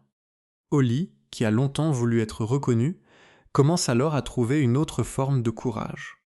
Au début, il voulait peut-être prouver qu'il était capable d'être grand. Maintenant, il comprend que sa vraie force n'est pas de ressembler à Ivy. Sa vraie force est de savoir ce que personne d'autre ne remarque. Il connaît la peur du sol. Il connaît la vulnérabilité. Il connaît l'art de survivre quand on n'a pas l'avantage. Et dans une vallée menacée, cette connaissance devient précieuse. Ivy, elle, commence à transformer sa fierté. Au début, elle la portait comme une armure. Elle voulait maîtriser, dominer, rester au-dessus. Mais en vivant dans un corps plus petit, elle apprend que la force n'est pas toujours visible. Elle découvre que demander de l'aide ne détruit pas sa valeur. Elle découvre même que l'autorité sans écoute peut devenir dangereuse. Leur évolution parallèle est le cœur du récit. Holly apprend que la grandeur n'est pas dans la taille. Ivy apprend que la hauteur ne donne pas automatiquement raison. Et ensemble, ils découvrent qu'on peut garder son identité tout en laissant l'autre la transformer. À ce stade, le film peut aussi préparer un conflit plus concret avec leur communauté. Peut-être qu'un clan veut attaquer l'autre par peur. Peut-être qu'une panique collective se répand. Peut-être que certains refusent de croire les signes du danger. Ce type de montée dramatique fonctionne parce qu'il met Holly et Ivy face à un dilemme. S'ils révèlent la vérité, ils risquent d'être rejetés. S'ils ne la révèlent pas, la vallée peut s'effondrer dans la méfiance. Leur échange devient alors un secret de moins en moins tenable. Au début, ils pouvaient essayer de cacher la vérité pour éviter la confusion. Mais plus les enjeux grandissent, plus le mensonge devient impossible. Pour sauver les autres, ils vont devoir montrer ce qu'ils sont devenus. Et cela demande plus que du courage physique. Cela demande d'accepter d'être incompris. Ce moment est important dans beaucoup de récits d'animation. Le héros doit choisir entre sa sécurité et la vérité. Holly et Ivy pourraient continuer à chercher discrètement une solution personnelle. Ils pourraient espérer retrouver leur corps avant que tout le monde découvre ce qui s'est passé. Mais cette option devient de moins en moins morale, parce qu'ils savent maintenant que leur aventure leur a donné une responsabilité. Et cette responsabilité ne vient pas d'un pouvoir extraordinaire. Elle vient d'une expérience. Ils ont vécu ce que personne d'autre n'a vécu. Ils ont vu le monde avec deux regards.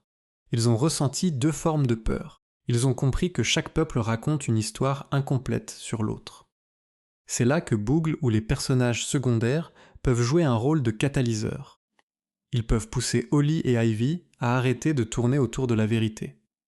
Ils peuvent leur rappeler, parfois sans le vouloir, que la vallée n'attendra pas qu'ils soient prêts. Les événements avancent. Le danger se rapproche. Et l'apprentissage intérieur des héros doit maintenant devenir une action extérieure. Le film entre alors dans une phase où l'aventure devient plus urgente. Les chemins se resserrent. Les choix deviennent plus risqués. Les indices accumulés pointent vers un lieu, une confrontation, une décision. Holly et Ivy ne sont plus seulement deux victimes d'un sort magique. Ils deviennent les seuls capables de relier des mondes qui ne se parlent plus. Mais pour réussir, ils devront faire quelque chose de beaucoup plus difficile que survivre à la vallée.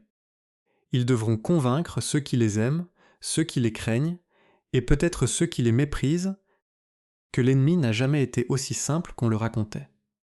Et au moment où cette vérité devient impossible à éviter, La menace qui pesait sur la vallée commence enfin à montrer son vrai visage. Quand la menace commence enfin à montrer son vrai visage, Aventure croisée quitte peu à peu le confort de la simple aventure comique. Le film reste lumineux, familial, rythmé par des scènes drôles et des personnages expressifs, mais il installe quelque chose de plus pressant. Le sentiment que la vallée entière pourrait payer le prix d'une division trop ancienne. Pour Holly et Ivy, cette révélation change tout. Jusqu'ici, ils avançaient avec un objectif personnel. Retrouver leur corps, comprendre l'échange, échapper au ridicule, à la peur, au danger. Mais maintenant, leur problème n'est plus isolé. Ce qu'ils vivent dans leur chair ressemble à une version miniature de ce que la vallée vit depuis longtemps. Deux mondes séparés, deux points de vue enfermés. Deux peuples incapables de s'imaginer à la place de l'autre. Et c'est là que le film devient plus intéressant qu'un simple récit de malédiction magique. Parce que l'échange de corps n'est plus seulement un incident étrange. Il devient une réponse brutale à une question que personne ne voulait poser. Comment réparer un monde où chacun croit déjà tout savoir de l'autre ? Holly, dans le corps d'Ivy, a maintenant ressenti la puissance, mais aussi la pression de la hauteur. Il a compris que voler n'était pas seulement une liberté. C'était une exposition permanente. Il a compris qu'être grand, rapide ou visible, ne signifie pas forcément être invincible. Ivy, dans le corps d'Holly, a découvert que vivre près du sol n'était pas une existence inférieure. C'était une forme de vigilance, une intelligence du détail, une manière de survivre quand le monde vous dépasse.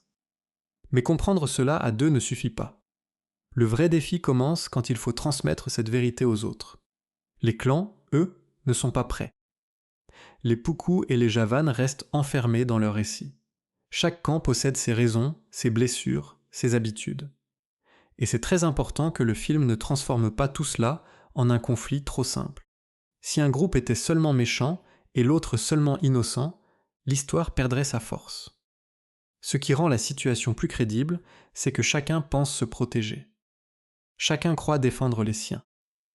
Chacun interprète la prudence de l'autre comme une menace. C'est souvent ainsi que les divisions deviennent durables. Elles ne commencent pas toujours par la haine pure. Elles commencent parfois par une peur compréhensible, puis cette peur se répète, se transmet, s'exagère, jusqu'à devenir une vérité officielle. Et quand une peur devient officielle, ceux qui essaient de la remettre en question passent facilement pour des naïfs, des traîtres ou des dangers. Holly et Ivy se retrouvent donc dans une position très inconfortable. Ils doivent convaincre des communautés qui n'ont aucune raison de leur faire confiance. Pire encore, chacun porte l'apparence de ce que l'autre camp craint ou méprise. Leur simple présence peut déclencher la panique avant même qu'ils aient le temps de parler. La magie leur a donné une mission, mais elle leur a aussi retiré la crédibilité la plus évidente.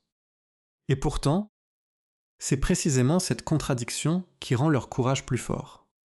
Ils ne peuvent pas arriver comme des héros classiques, admirés et reconnus.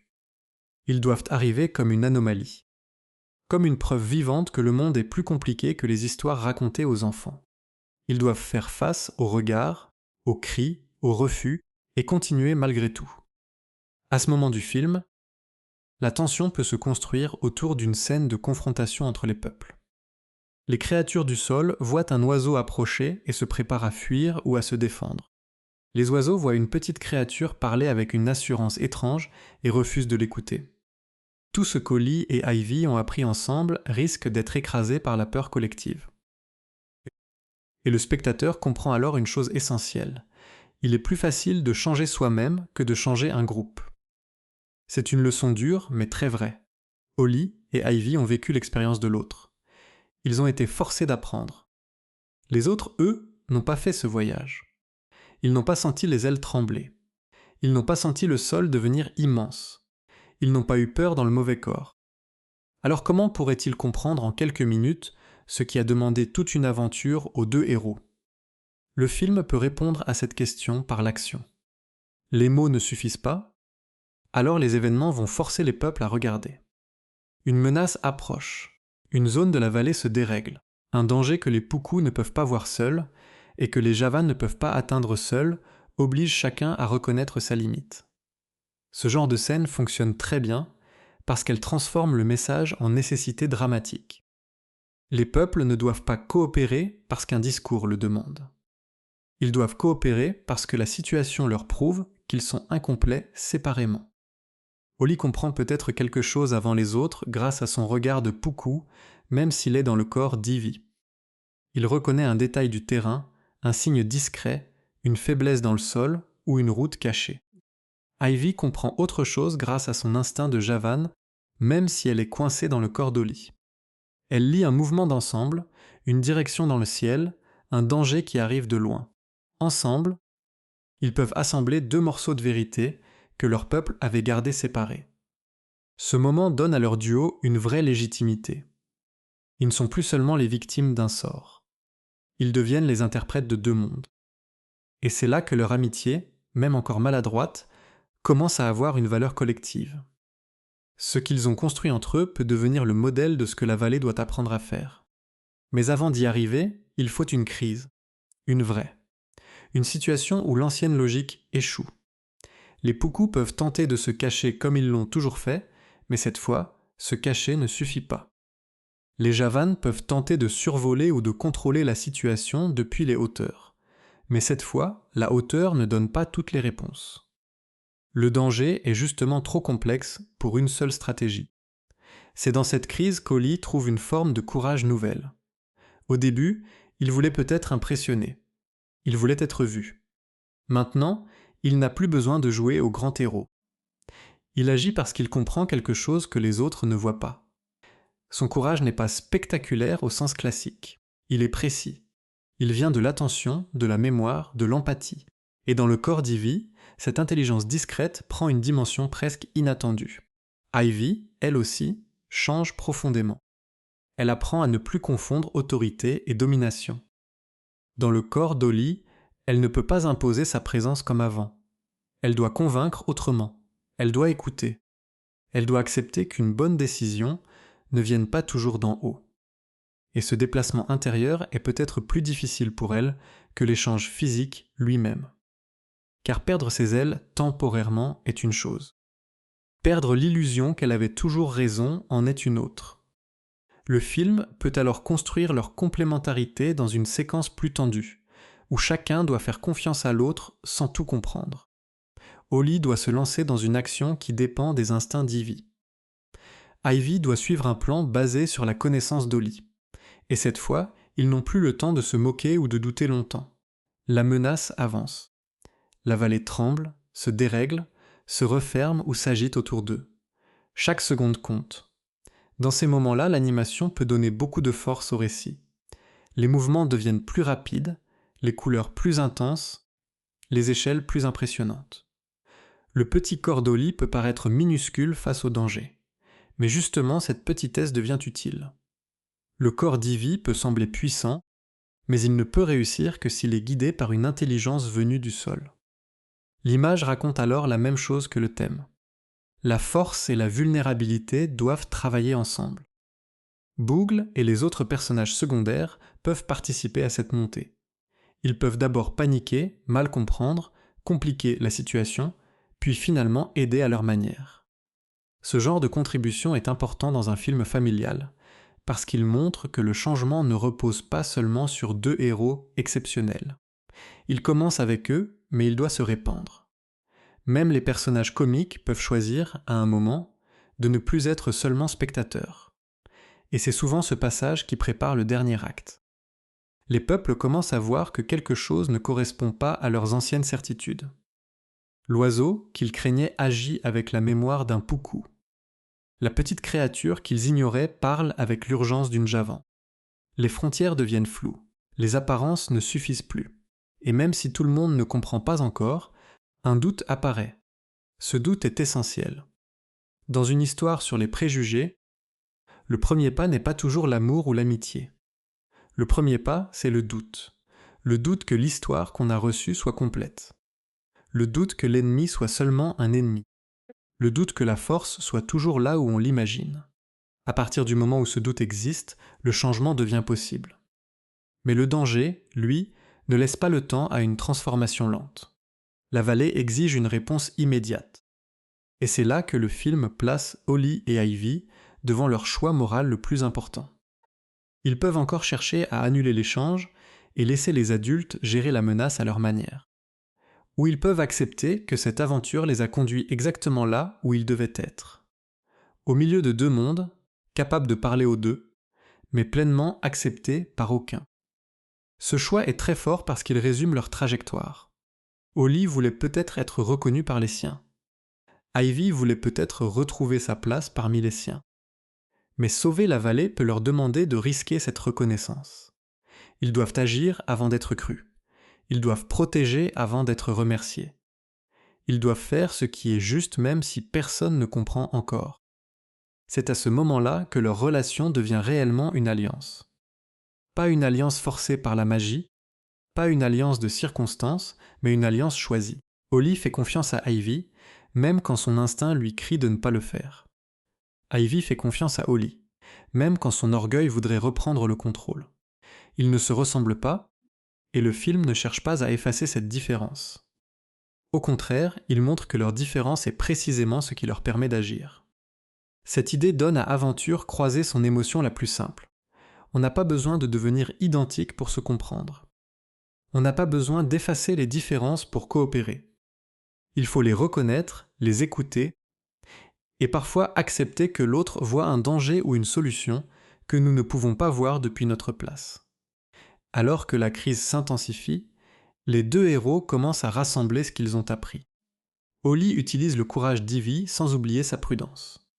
Ivy utilise l'intelligence d'Holly sans perdre sa détermination. Chacun garde une partie de soi, mais enrichi par l'expérience de l'autre. C'est exactement ce que l'échange devait produire.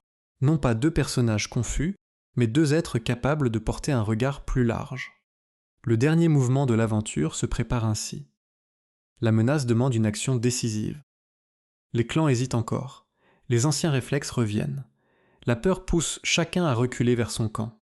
Et au milieu de cette confusion, Holly et Ivy doivent prouver, par un geste clair, que la survie de la vallée ne dépendra pas du clan le plus fort, mais de la première vraie coopération entre ceux qui n'étaient pas censés se faire confiance. Ils ne savent peut-être pas encore comment retrouver leur corps. Ils ne savent peut-être pas si leurs peuples les accepteront après tout cela. Mais ils savent désormais une chose. Revenir comme avant ne suffira pas. Parce qu'avant, c'était justement le problème. Le dernier acte de Aventure croisée repose sur une idée simple, mais très forte.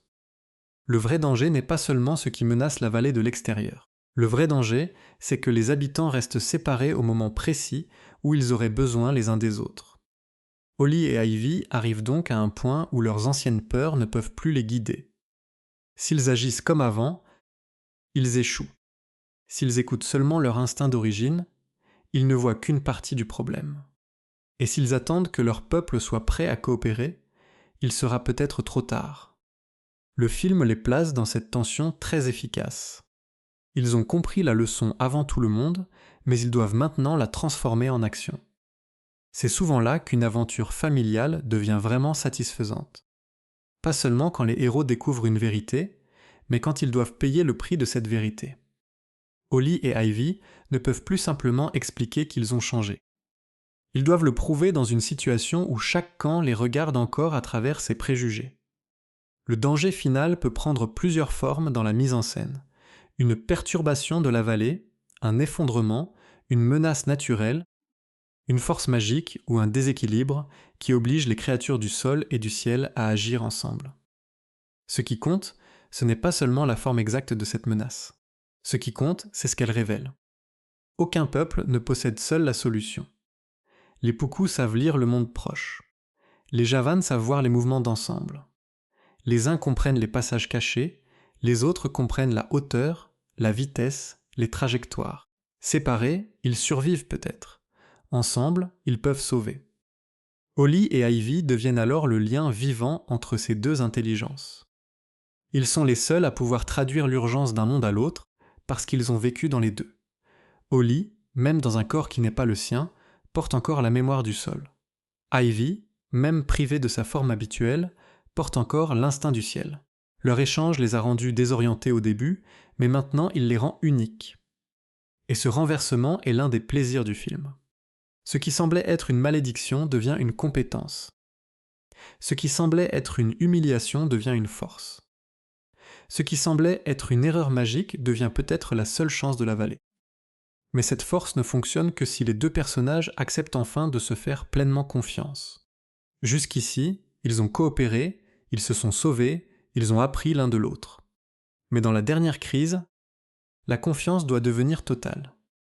Ollie doit accepter d'agir dans le corps d'Ivy sans laisser la peur du ciel le paralyser. Ivy doit accepter d'agir dans le corps d'Ollie sans laisser son orgueil regretter ce qu'elle a perdu. Chacun doit cesser de se battre contre le corps qu'il habite et commencer à l'utiliser avec respect. Ce moment est important parce qu'il montre que comprendre l'autre ne veut pas dire disparaître dans l'autre. Ollie ne devient pas Ivy. Ivy ne devient pas Ollie. Ils restent eux-mêmes mais transformés.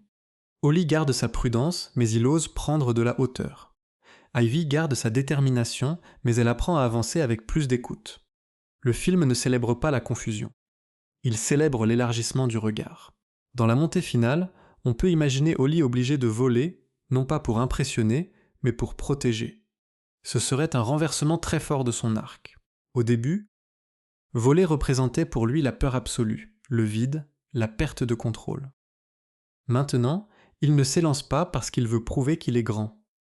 Il s'élance parce qu'il a compris que le courage n'est pas l'absence de peur, mais la décision d'agir malgré elle. De son côté, Ivy peut être obligée d'utiliser la petitesse du corps d'Ollie comme un avantage décisif. Se glisser là où personne d'autre ne peut passer. Atteindre un détail invisible depuis le ciel. Écouter un signe minuscule que son ancienne arrogance aurait ignoré. Ce serait le point exact de sa transformation. Elle ne subit plus ce corps comme une punition. Elle reconnaît sa valeur. Et quand les deux réussissent ensemble, le film peut offrir une image très claire de son message. Le ciel et le sol ne sont plus opposés. Ils se répondent. La hauteur donne une vision. La proximité donne une précision. La vitesse donne l'élan. La prudence donne la direction. Ce n'est pas l'un contre l'autre. C'est l'un avec l'autre. Les clans, eux, commencent à voir ce que leur discours n'avait jamais permis de comprendre.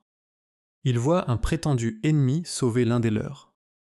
Ils voient une créature méprisée prendre une décision essentielle. Ils voient des gestes qui contredisent les histoires qu'on leur a racontées.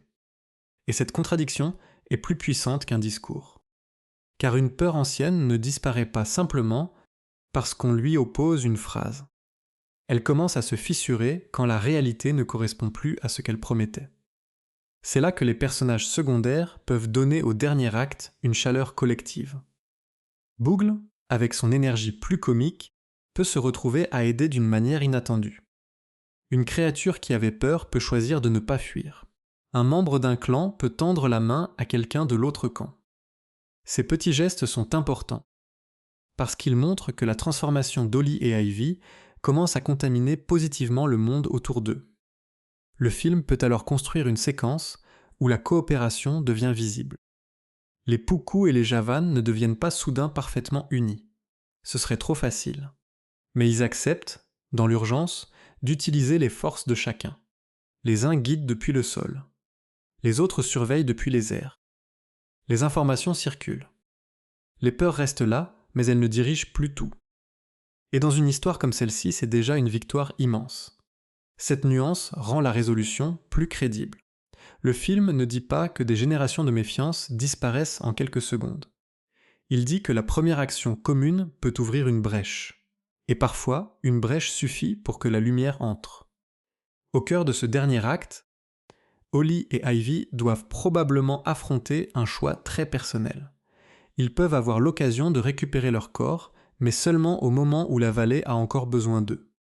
Ou bien ils peuvent comprendre que la magie ne se répare pas par égoïsme, mais par un acte d'équilibre. Dans ce type de récit, la résolution physique est presque toujours liée à la résolution émotionnelle. Les personnages ne retrouvent pas simplement leur place parce qu'ils ont trouvé un mécanisme. Ils la retrouvent parce qu'ils sont devenus capables d'en comprendre le sens. Cela donne une belle lecture de l'échange. Au début, chacun voulait revenir en arrière. Ollie voulait retrouver sa vie, Ivy voulait retrouver son corps, et tous deux voulaient effacer l'expérience. Mais à la fin, revenir en arrière ne signifie plus oublier. Ils peuvent redevenir eux-mêmes seulement s'ils acceptent de ne plus être exactement ceux qu'ils étaient avant. Le corps peut revenir à sa place. Le regard, lui, ne revient jamais complètement en arrière. C'est peut-être la plus grande victoire du film. Pas seulement réparer la magie, pas seulement sauver la vallée, mais empêcher les personnages de redevenir aveugles à ce qu'ils ont appris. Le moment où Holly et Ivy se retrouvent enfin face à face, chacun peut être rendu à son vrai corps, doit alors avoir une émotion particulière. Parce que maintenant, ils se voient vraiment. Ce n'est plus l'oiseau arrogant et la petite créature nerveuse. Ce sont deux êtres qui ont porté la peur de l'autre. Deux êtres qui savent ce que l'autre ne pouvait pas expliquer avec des mots. Leur relation ne dépend plus de la magie. Elle dépend d'une expérience partagée, et c'est là que le film peut offrir une scène simple mais touchante, un silence, un regard, une phrase moins moqueuse qu'avant. Peut-être même une hésitation, parce qu'ils ne savent pas comment exprimer ce qu'ils sont devenus. Les grandes amitiés dans les films d'animation n'ont pas toujours besoin d'un long discours. Parfois, un petit geste suffit, surtout après une aventure où chaque geste avait une conséquence. La réaction des clans est tout aussi importante. Les Puku doivent regarder Holly autrement, non pas parce qu'il a été grand dans un corps d'oiseau, mais parce qu'il a montré que sa vraie valeur existait déjà. Les Javan doivent regarder Ivy autrement, non pas parce qu'elle a retrouvé ses ailes, mais parce qu'elle a appris à ne plus les utiliser comme une excuse pour regarder les autres de haut. Les deux héros reviennent à leur monde. Mais ils ne peuvent plus s'y contenter des anciennes frontières. Le film peut alors suggérer une réconciliation progressive. Pas une paix parfaite, pas un monde soudain sans peur, mais un début. Des chemins qui s'ouvrent, des regards moins hostiles. Des enfants ou des jeunes créatures qui osent approcher. Des adultes qui hésitent, mais ne ferment plus complètement la porte. Cette fin serait cohérente avec le ton du film. Chaleureuse, optimiste, mais pas totalement naïve. Parce que le message d'aventure croisée n'est pas que la différence disparaît. Au contraire, la différence reste. Holly reste Holly. Ivy reste Ivy. Les Puku ne deviennent pas des Javan, et les Javan ne deviennent pas des Puku. Mais chacun comprend que la différence n'a pas besoin d'être une menace. Elle peut devenir une manière de compléter ce que l'on ne voit pas soi-même. C'est aussi ce qui donne au titre français une résonance intéressante. Aventure croisée ne parle pas seulement de deux destins qui se mélangent. Il parle de regards qui se croisent, de chemins qui se rencontrent, de vies qui s'inversent assez longtemps pour créer une compréhension nouvelle. Le mot croisé porte cette idée de passage, de rencontre, de déplacement. On ne reste pas enfermé dans sa ligne droite. On traverse celle de l'autre. Dans les dernières minutes, l'histoire peut donc revenir à la vallée du début, mais avec une sensation différente. Le décor est peut-être le même, les arbres sont encore là, le ciel aussi, les chemins aussi. Mais le spectateur ne les regarde plus pareils, parce que les personnages ne les regardent plus pareils. Ce qui semblait séparé forme maintenant un ensemble. Ce qui semblait naturel était en partie appris. Ce qui semblait impossible devient au moins imaginable. Et c'est une très bonne manière de terminer une animation familiale. Le film ne cherche pas à être sombre ou cynique.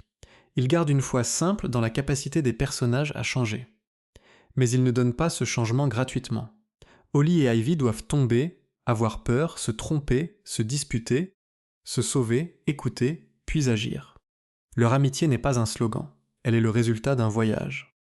Au fond, la dernière partie de leur aventure répond à la question posée dès le début. Peut-on encore détester quelqu'un après avoir vécu sa vie de l'intérieur ? La réponse du film semble claire. On peut essayer. On peut s'accrocher aux anciennes histoires. On peut avoir peur de ce que cette expérience change en nous. Mais une fois qu'on a vraiment ressenti le monde de l'autre, la haine devient plus difficile à garder intacte. Elle se fissure. Elle perd sa simplicité. Et dans cette fissure, quelque chose de nouveau peut commencer.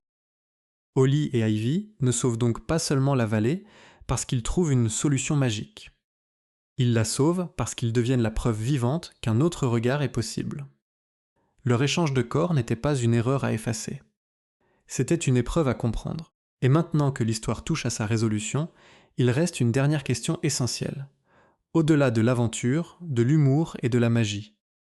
Qu'est-ce que Aventure croisée veut vraiment laisser au spectateur ? Au-delà de son aventure magique, de ses scènes comiques et de son idée d'échange de corps, Aventure croisée veut surtout laisser une sensation simple. Le monde devient plus vaste quand on accepte de le regarder depuis la place de quelqu'un d'autre. C'est une idée que le cinéma d'animation utilise souvent, mais ici, elle fonctionne parce qu'elle passe par le corps. Le film ne se contente pas de dire à Holly et Ivy qu'ils doivent faire preuve d'empathie. Il les oblige à la vivre. Il ne leur demande pas seulement d'écouter l'autre. Il les force à respirer, marcher, courir, voler, tomber, avoir peur et survivre dans une existence qui n'était pas la leur. Et c'est précisément ce qui rend leur transformation crédible. Au début, Holly et Ivy peuvent encore se cacher derrière des idées toutes faites. Pour Holly, Ivy représente le danger venu du ciel, la puissance, peut-être même l'arrogance. Pour Ivy, Holly représente le monde du sol, la petitesse, la peur, la prudence excessive. Chacun voit l'autre comme une image. Mais après l'échange, cette image ne suffit plus. Elle se brise au contact de l'expérience. C'est là que le film trouve son vrai cœur. Il ne raconte pas seulement deux personnages qui apprennent à devenir amis. Il raconte deux personnages qui découvrent que leur jugement était trop pauvre pour contenir la réalité de l'autre. Ivy n'était pas seulement fière. Holly n'était pas seulement inquiet. Les Puku n'étaient pas seulement fragiles. Les Javan n'étaient pas seulement menaçants. Chaque groupe, chaque corps, chaque manière de vivre portait une logique que l'autre ne pouvait pas comprendre de loin. L'ending explained, au fond, tient dans cette idée. Si la magie se résout, ce n'est pas simplement parce que les héros trouvent une solution extérieure. C'est parce qu'ils ont changé intérieurement. Ils ne cherchent plus à effacer l'aventure comme une erreur honteuse. Ils comprennent que cette expérience était nécessaire pour révéler la faille de leur monde. Le retour dans leur vrai corps n'est donc pas un retour au point de départ. C'est un retour transformé. Holly redevient Holly, mais il ne se voit plus comme avant. Il sait maintenant que la grandeur n'est pas seulement dans la taille, la force ou la visibilité. Il a porté un corps puissant et il a découvert que la puissance sans maîtrise peut faire peur. Il a aussi compris que son ancienne prudence n'était pas une faiblesse, c'était une intelligence. Une manière fine de lire le monde. Une forme de courage qui ne fait pas de bruit, mais qui permet de survivre. Ivy redevient Ivy, mais elle ne peut plus regarder le sol avec le même mépris. Elle a vécu la vulnérabilité d'un autre point de vue. Elle a compris ce que signifie être petit dans un monde immense, devoir prouver sa valeur, dépendre de l'attention plutôt que de la domination. Et surtout, elle a compris que la hauteur ne donne pas automatiquement raison. Voir plus loin ne veut pas toujours dire voir plus juste. Ce double apprentissage donne au film son message le plus fort. L'empathie n'est pas présentée comme une faiblesse douce ou naïve. Elle devient une compétence de survie. Dans la vallée, ceux qui ne voient qu'un seul angle du danger ne peuvent pas sauver le monde. Il faut les yeux du ciel et les réflexes du sol. Il faut l'audace et la prudence. Il faut la vitesse et l'observation. Il faut la différence. C'est pour cela que la réconciliation finale, même si elle reste familiale et optimiste, ne doit pas être comprise comme une fin magique où tout devient parfait. Le plus intéressant, c'est plutôt l'ouverture. Les clans n'ont pas forcément oublié toutes leurs peurs. Les vieilles histoires ne disparaissent pas en une journée. Mais une première preuve existe. Holly et Ivy ont montré que l'ennemi pouvait être compris. Ils ont montré que deux mondes opposés pouvaient créer ensemble une solution qu'aucun n'aurait trouvée seul. Et parfois, dans une histoire destinée à un large public, c'est la meilleure fin possible. Pas une perfection soudaine, mais un début. Un regard qui change. Une frontière qui s'assouplit. Une conversation qui devient possible. Le film dit au spectateur que le changement ne commence pas toujours par un grand discours. Il peut commencer par une chute ridicule, par une peur partagée, par une main tendue au mauvais moment, par une coopération qu'on n'avait pas prévue. La production du film ajoute aussi une couche intéressante à cette lecture. Nathan Greno vient d'un univers d'animation où l'humour, le mouvement et l'émotion doivent constamment avancer ensemble. Dans Aventure croisée, cette approche se ressent dans le concept même, une idée très visuelle, immédiatement compréhensible, mais assez riche pour porter un message plus profond. L'échange de corps devient un moteur comique, un moteur d'action et un moteur thématique à la fois. Le casting vocal participe à cette énergie. Michael B. Jordan apporte à Holly une présence qui contraste avec la petitesse apparente du personnage. C'est important, parce qu'Holly ne doit jamais être réduit à une créature faible ou secondaire. Sa voix doit porter une intensité, une frustration, une envie d'être vue. Juno Temple avec Ivy peut jouer sur une autre palette, la vivacité, la fierté, l'agacement, puis peu à peu la fragilité. Et autour d'eux, des voix comme Tracy Morgan, Cedric the Entertainer ou Justina Machado permettent d'élargir le ton entre humour, chaleur et énergie familiale. Le choix de Netflix comme plateforme donne également au film une place particulière. Aventure croisée n'est pas pensé comme un film que l'on découvre seulement en salle. Il arrive directement dans les foyers dans un contexte où les familles peuvent le regarder ensemble, le revoir, le mettre en pause, le commenter. Pour une animation de ce type, c'est important parce que son message fonctionne très bien dans un cadre familial. Les enfants suivent l'aventure, les adultes reconnaissent les thèmes de peur, de jugement, de différence et d'écoute. Visuellement, le concept offre beaucoup de possibilités. Le film peut jouer avec les échelles. Le monde immense vu par une petite créature, puis le même monde vu depuis les hauteurs. Il peut jouer avec les textures, la terre, les feuilles, les plumes, le vent, les branches. Il peut aussi jouer avec le mouvement, la maladresse d'Holly dans un corps d'oiseau, la frustration d'Ivy dans un corps qui ne répond pas comme elle le voudrait. Dans une animation, ce type de contraste est précieux, parce qu'il permet de raconter le thème sans avoir besoin de l'expliquer constamment. Ce qui reste après le film, ce n'est donc pas seulement l'idée amusante de deux ennemis qui échangent leur corps. C'est plutôt cette question. Combien de nos certitudes viennent simplement du fait que nous n'avons jamais vécu depuis l'autre côté? Aventure croisée parle aux enfants parce qu'il transforme cette question en aventure claire, drôle et colorée. Mais il parle aussi aux adultes parce qu'il rappelle une vérité plus inconfortable.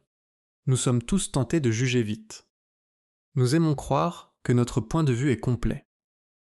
Nous aimons penser que les autres ont tort parce qu'ils ne voient pas ce que nous voyons. Mais parfois, ils voient autre chose, non pas parce qu'ils sont aveugles, mais parce qu'ils se tiennent à un autre endroit du monde. C'est cette simplicité qui donne au film sa valeur. Il ne cherche pas à être trop compliqué. Il ne noie pas son message dans une mythologie lourde. Il prend une situation immédiatement lisible, deux personnages opposés, une vallée divisée, un échange magique, puis il construit progressivement une aventure sur l'écoute et la transformation. Et si le film fonctionne auprès du public familial, c'est probablement parce qu'il offre une satisfaction complète. On a l'humour de l'échange de corps, l'énergie du voyage, le danger de la vallée, la dynamique de duo, les personnages secondaires, le message final, et cette impression que l'histoire a vraiment fait évoluer ses héros. Holly et Ivy ne terminent pas simplement l'aventure avec une solution. Ils terminent avec une nouvelle manière d'exister dans leur monde. C'est ce qui distingue une bonne histoire familiale d'une simple distraction. Une distraction fait passer le temps. Une bonne histoire laisse une petite idée qui reste après le générique. Ici, cette idée est claire. Comprendre l'autre ne veut pas dire perdre son identité. Au contraire, cela peut nous rendre plus solides, plus lucides, plus capables de protéger ce que nous aimons. Holly n'a pas besoin de devenir un oiseau pour avoir de la valeur. Ivy n'a pas besoin de rester au-dessus des autres pour être forte. Les Puku et les Javan n'ont pas besoin d'être identiques pour partager la vallée.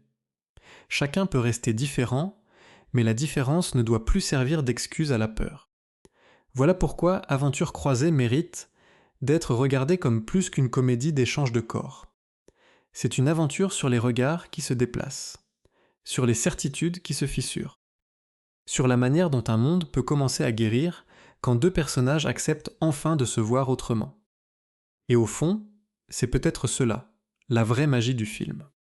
Pas seulement changer de corps pendant quelques jours, mais revenir dans le sien avec un cœur un peu plus grand, un regard un peu plus juste, et la certitude que l'autre n'est jamais seulement ce que nos peurs racontent de lui. Si vous avez vu Aventure croisée, dites en commentaire quel personnage vous a le plus marqué. Holly, Ivy, ou peut-être l'un des personnages secondaires qui apporte l'humour et l'énergie du film. Et si vous voulez une autre analyse complète d'un film d'animation, proposez le prochain titre à raconter.